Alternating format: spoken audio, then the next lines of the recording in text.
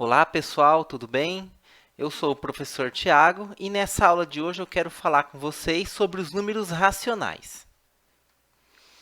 Bom, os números racionais são todos aqueles números que podem ser escritos ou colocados aí na forma de fração.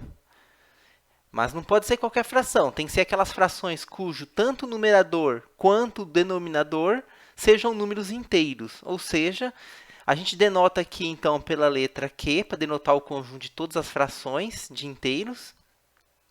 E a gente pode denotar esse conjunto dessa forma que está aqui. Como sendo todos os P sobre Q, tais que P e Q são inteiros com Q diferente de zero. Por que o Q diferente de zero aqui? Porque a gente não pode ter divisão por zero na matemática. Então, o Q é diferente de zero. Ok? Bom, exemplos aí de números que são racionais, né? A gente pode ter aqui o meio. Um outro exemplo é o 3 oitavo. O 6 sobre 10, os 6 décimos, 50 sobre 3,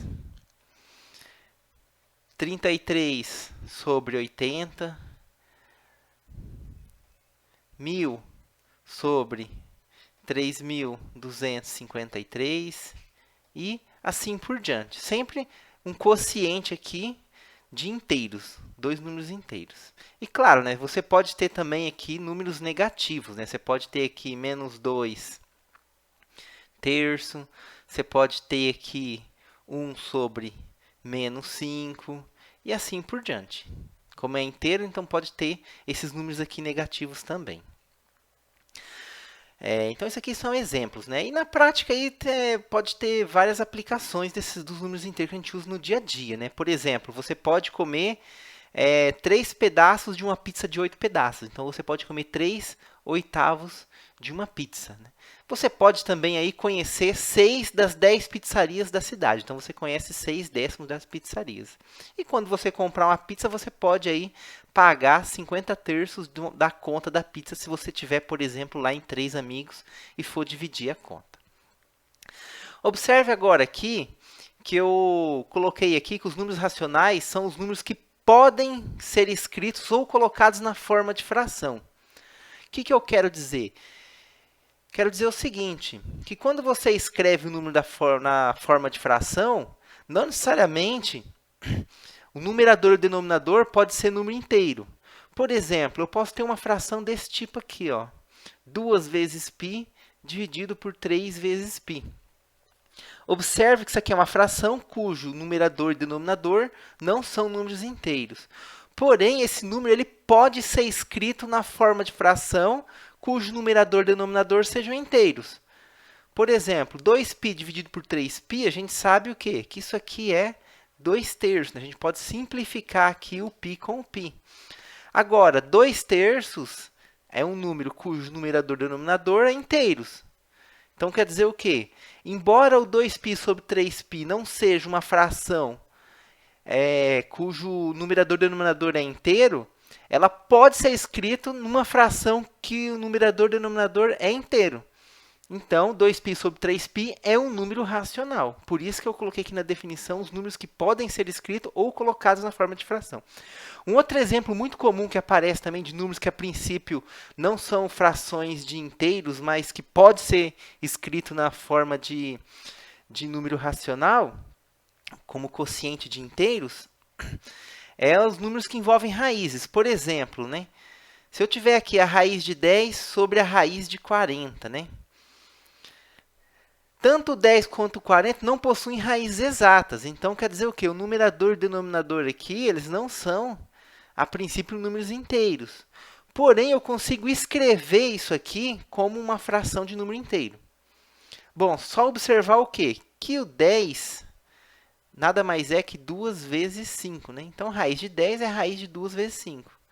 E o raiz de 40, eu posso escrever como sendo raiz de 4 vezes 2 vezes 5. Isso daqui eu posso usar a propriedade da raiz, né?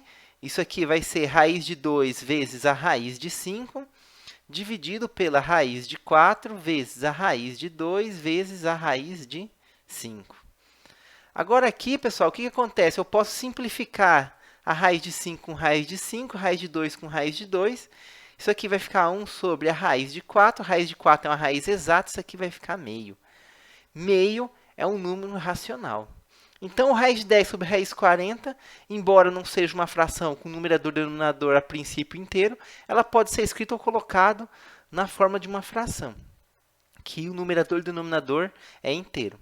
Então, esse número aqui é um número racional, assim como esse aqui também era um número racional. Ok? Muito bem. A gente diz que dois números racionais são iguais quando acontece o seguinte. Por exemplo, P sobre Q é igual a um R sobre S. Se, quando eu multiplicar o numerador de um pelo denominador de outro, isso der o mesmo resultado que o denominador de um com o numerador de outro. Ou seja, se P vezes S é igual a R vezes Q. Então, se você multiplicar cruzado aqui e você obtiver o mesmo resultado, quer dizer que essas frações são iguais. Por exemplo, aqui, suponha que você tenha aí, vamos pegar aqui um exemplo aqui, ó, 6 dividido por 10, né? Então, isso aqui é um número racional, 6 décimos. Esse número é igual a 3 quintos. Por que que ele é igual? De acordo com essa definição aqui, né? Ele é igual porque 6 vezes 5 é igual a 3 vezes 10. Veja que eu multipliquei cruzado. Então, 6 vezes 5 é 30, 3 vezes 10 também é 30. Como a gente tem uma igualdade aqui, então a gente pode dizer o quê? Que 6 vezes 10, 6 sobre 10, é igual a 3 sobre 5. Então, essa fração é igual a essa. Então, esses dois números racionais, eles são iguais. Veja que, então, isso aqui se trata de um único número racional. Porém, ele está escrito de maneiras diferentes. Quando a gente tem isso, a gente diz que tanto essa fração quanto essa são equivalentes, ou seja, é o mesmo número racional, porém, apenas está escrito de modo diferente. Então, elas são frações equivalentes. Observa ainda aqui, nesse caso, que a gente tem, na verdade, aqui uma simplificação, né? Em que sentido? Você pode observar que 6 dividido por 10 é igual a 2 vezes 3 dividido por 2 vezes 5. Então, veja, eu não falei que 6 sobre 10 é igual a 3 sobre 5? Então, aqui eu tenho 6 sobre 10, aqui eu tenho 3 sobre 5. 6 sobre 10 é igual a 3 sobre 5. Então, na verdade, o que acontece aqui? Eu posso simplificar esse 2. Ok? Então, eu posso escrever isso aqui como sendo 2 sobre 2 vezes 3 sobre 5. 2 dividido por 2 é 1, né? 1, 3 vezes 5, que é igual a 3 sobre 5. Então, 1 vezes 3 sobre 5 é igual a 3 sobre 5. 3 quintos, né? Então, na verdade, o que a gente pode fazer aqui é simplificar esse 2. A gente chama esse processo de simplificação. Okay? Então, essa é uma maneira de enxergar aqui também essa igualdade de frações. E, quando a gente tem frações iguais, mas escrevendo ela de maneira diferente, né? Como eu acabei de comentar, são frações equivalentes. Vamos pensar esse exemplo aqui, ó, tá vendo? Tudo isso aqui é o mesmo número racional. É o mesmo número racional, é o único número racional. Porém, ele está escrito de várias maneiras diferentes aqui, né? Se a gente pensar do ponto de vista da simplificação, né? O que acontece? 280 sobre 420... Isso aqui é igual, vê se vocês concordam comigo, 2 vezes 140, né? 2 vezes 140 dá 280, dividido por quem? Dividido por 2 vezes 420 dividido por 2, na verdade, dá 210, né? 210. Se eu simplificar esse 2 aqui, o que se torna essa fração aqui? Fica só o 140 sobre o 210. Isso aqui eu posso dividir por 2 de novo, né? Então, ó, 280 é igual a 2 vezes 140, ou seja, o 2 divide o 280. E como 420 é igual a 2 vezes 210, a gente pode dizer aí que o 2 divide o 420. O 140 é igual a 2 vezes o 70. Ok? E o 210 é igual a 2 vezes o 105. Simplificando 2 novamente, eu obtenho aqui a fração equivalente 70 sobre 105. Isso aqui tem mais simplificação. 70 é igual a 5, né? Vezes 14. 5 vezes 10, 50. 5 vezes 4, 20. 50 com 20, 70. E o 105 também simplifica com quem? Com 5, né? 105 é 5 vezes 21. Aqui eu posso simplificar o 5. E essa fração, no fim das contas, vai ficar 14 sobre 21. 14 sobre 21 também tem mais simplificação. Veja que ambos os membros, tanto em cima quanto embaixo, são múltiplos de 7, né?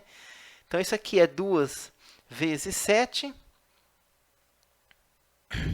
E isso aqui é 3 vezes 7. Eu posso simplificar o 7, isso aqui me retorna 2/3, né? Então, veja bem, pessoal, você pode sempre simplificando a fração toda vez que você tem um divisor comum. Então, aqui, ó, o 2 é divisor de 280, o 2 é divisor de 420. Então, o 2 é um divisor comum a 280 e a 420 você pode simplificar. Aqui também o 2 era divisor comum. Aqui o 5 era um divisor comum tanto de 70 quanto de 105. Aqui o 7 era um divisor comum. Você pode ir simplificando isso aqui até não existir mais nenhum divisor comum que não seja o 1. O 1 sempre divide qualquer número. Então, o 1 sempre é um divisor comum. Então, veja aqui, o que aconteceu aqui agora? O único divisor comum aqui entre o 2 e o 3 vai ser o 1. Então, você não tem divisor comum. Aqui, ó, quando você tinha 14 sobre 21, você tinha como divisor comum o 1 e você tinha como divisor comum o 7. O 7 dividia 14 e o 7 dividia 21. Então, o 7 era um divisor comum. Assim como o 1, quando eu estava com a fração 14 sobre 21. Ok? Então, entre 1 e 7, quem que era o maior divisor comum? Que era o 7. Você pode ir simplificando. Agora aqui, quando eu cheguei no 2/3, o meu maior divisor comum é o 1. Aliás, ele é o único divisor comum aqui, né? Que eu tenho. Entre 2 e 3. Então, o que acontece? Aqui não tem como você simplificar mais. Porque o divisor comum aqui, entre 2 e 3, é só o 1. Então, a gente pode dizer o quê? Que o máximo divisor comum entre 2 e 3, nesse caso aqui, é 1. Quando isso acontece, pessoal, quando o divisor comum, o máximo divisor comum entre dois números é 1, não tem mais divisor comum entre eles que não seja 1, a gente diz que esses números são primos entre si.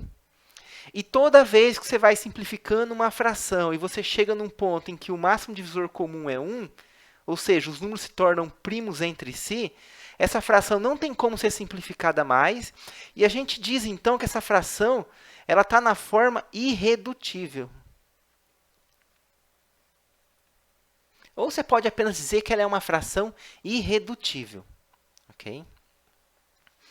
Bom, para finalizar aqui, né, nesse último slide aqui, eu quero comentar com vocês que a gente pode dividir os números racionais em duas classes.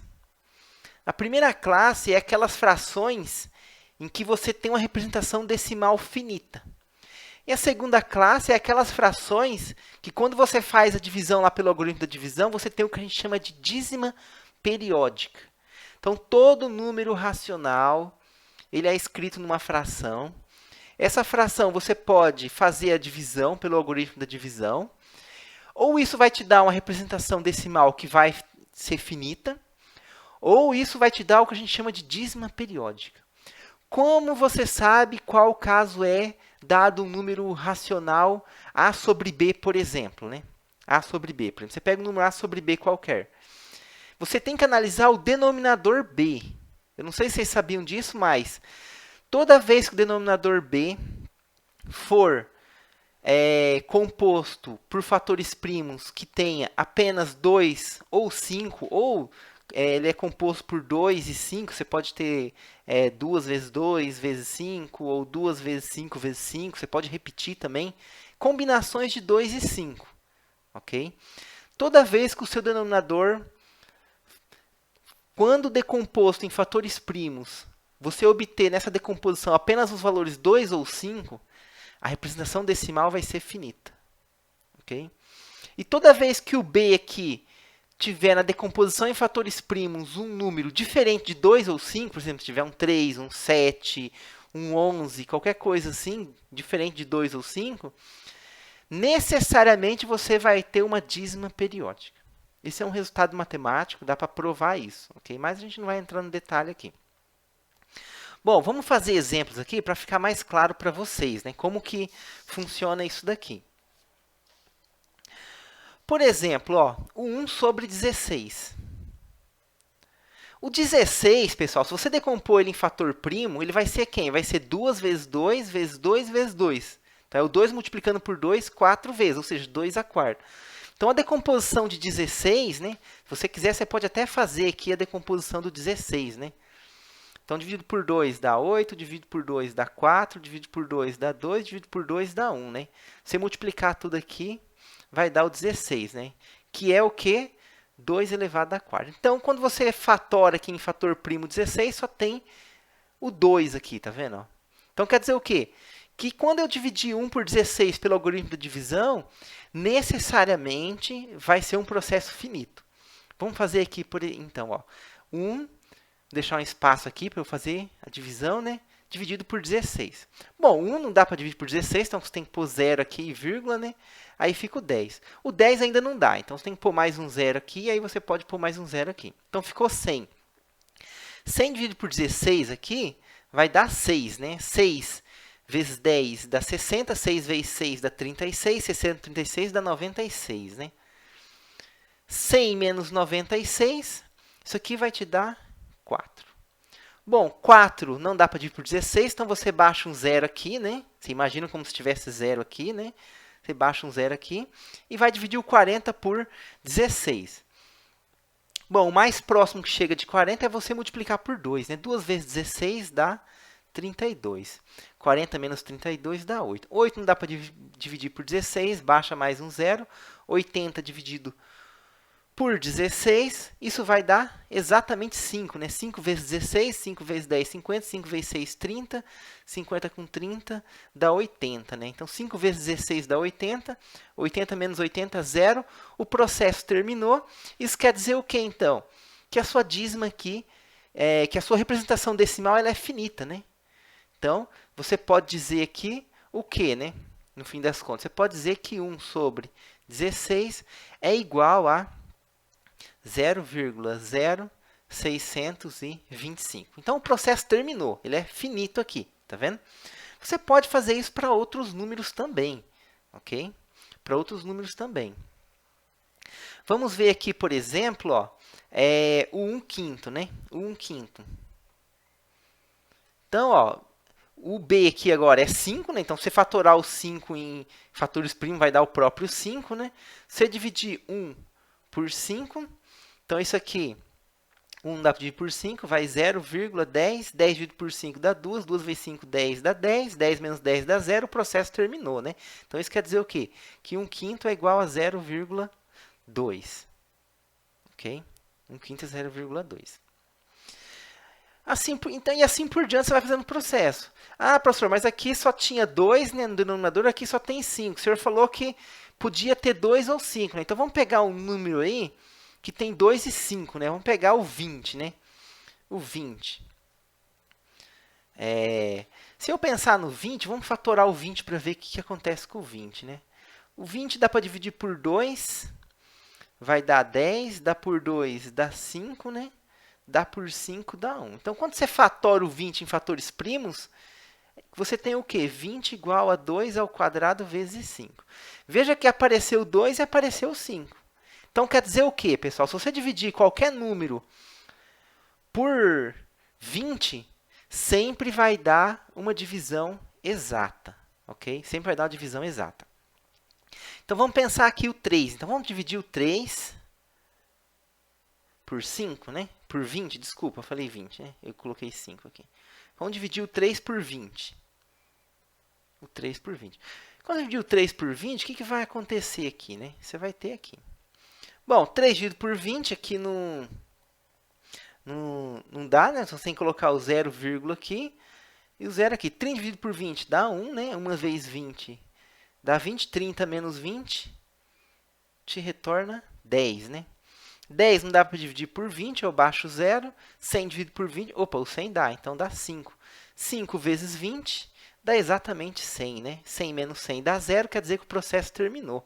Então, isso diz para a gente o seguinte, que 3 sobre 20, na verdade, é 0,15.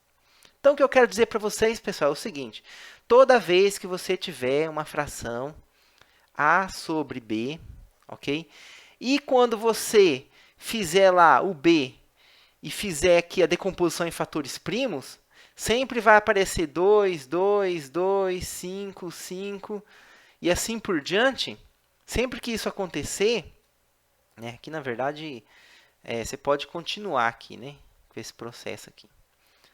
Então, sempre que aparecer aqui sempre apenas 2 e 5, ou seja, não aparecer 3, 7 nem nada, quer dizer o quê? Que esse número A sobre B ele vai ter uma representação finita. Ok? Finita. Então, a primeira classe, aí, se fosse dividir em classes os números racionais, seria exatamente essa daqui. Ok? Bom, vamos agora analisar, então, a questão das dízimas periódicas, né? As dízimas periódicas é quando o B aqui, na decomposição em primos, aparece números primos que não sejam 2 e 5. Por exemplo, um 3, alguma coisa assim. Okay? Vamos só limpar a tela aqui, né? Vamos fazer agora a questão das dízimas periódicas aqui, né? Então, vamos pensar aqui, por exemplo, pessoal, 1/3, né? 1/3. Veja que agora aqui a minha fração aqui não é 2 e nem 5. Então, se eu dividir o 1 por 3, o que vai acontecer, né? Então, não dá para dividir, 0 aqui, 10. Então, o mais próximo aqui é 3. 3 vezes 3 dá 9. 10 menos 9 dá 1. Tá vendo? 1 dá para dividir por 3? Não, né? Então, abaixo o 0 aqui, fica 10. 10 dividido por 3, aqui vai dar 3. 3 vezes 3 dá 9. 10 menos 9 dá 1. 1 não dá para dividir por 3, abaixo o 0. 3. Está vendo que está se repetindo o processo? 10 menos 9 dá 1. Isso aqui se repete indefinidamente. Ou seja, 1/3 é igual a 0,333. E isso se repete infinitamente. E isso aqui a gente chama de dízima periódica. Então, isso aqui é uma dízima periódica. Okay? Isso pode acontecer com outras frações também, não apenas com essa daqui. Ó. Vamos pensar aqui, por exemplo, 50 dividido por 11. Né? Então, vamos dividir o 50 por 11 aqui, né? Usando o algoritmo aqui da divisão. Bom, 50 dividido por 11, o mais próximo aqui é quando você coloca 4, né? 4 vezes 11 dá 44. 50 menos 44 dá 6. 6 dá para dividir por 11? Não dá, então tem que pôr a vírgula e vem o zero aqui, né? 60 dividido por 11, o mais próximo aqui é 5, por quê? 5 vezes 11 dá 55. 60 menos 55 dá 5. 5 não dá para dividir por 11, baixa 0. E vai ficar o que aqui? O mais próximo é 4. 4 vezes 11 dá 44. 50 menos 44 dá 6. 6 não dá para dividir por 11, abaixo o 0, fica 60. 5. 5 vezes 11, 55. 60 menos 55 dá 5. 5 não dá para dividir por 11, abaixo o 0, fica 50. O mais próximo aqui é o 4. 4 vezes 11. Tá vendo que está se repetindo, pessoal? 44, 6, 60, 5. Então, veja que você teve aqui 4,5, 4, 5, 4. Então, vai repetindo aqui, ó, indefinidamente esse valor aqui. Ok? Vai repetindo indefinidamente. Então, é 4,54, 54, 5 e assim por diante. Então, 50 sobre 11 também dá um resultado em forma de dízima periódica, que é 4,54, 54. E isso aqui, o 54, vai se repetindo indefinidamente. A gente tem aqui novamente uma dízima periódica. E isso só aconteceu porque aqui o meu denominador é 11, né? Ou seja, não tem 2 e nem 5, né? Não é 2 e nem 5. Ah, professor, mas e se tivesse, por exemplo, 2 no denominador, né? Sei lá, vamos pensar aqui, por exemplo, se eu tivesse aqui 1 dividido por 6, né? O 6 é quem? O 6, se você fazer a decomposição dele aqui, dá por 2, dá 3, dá por 3, dá 1, né? Então, é 2 e 3. 6 é 2 vezes 3, né? Não é porque tem o 2, pessoal, que vai dar certo. Que vai ser uma representação finita. 1 sobre 6 vai ser uma dízima periódica. Por quê? Porque tem o 3. Para ser uma representação decimal finita, necessariamente tem que ter apenas 2 ou 5. Ter um 3 lá já era. Quer ver só? Se você aqui dividir 1 por 6, o que vai acontecer? 0, né? Você tem que pôr o 10 aqui, então vai ficar 1. 1 vezes 6 dá 6, 10 menos 6 dá 4. 4 por 6 aqui não vai dar, então abaixo o 0, 40.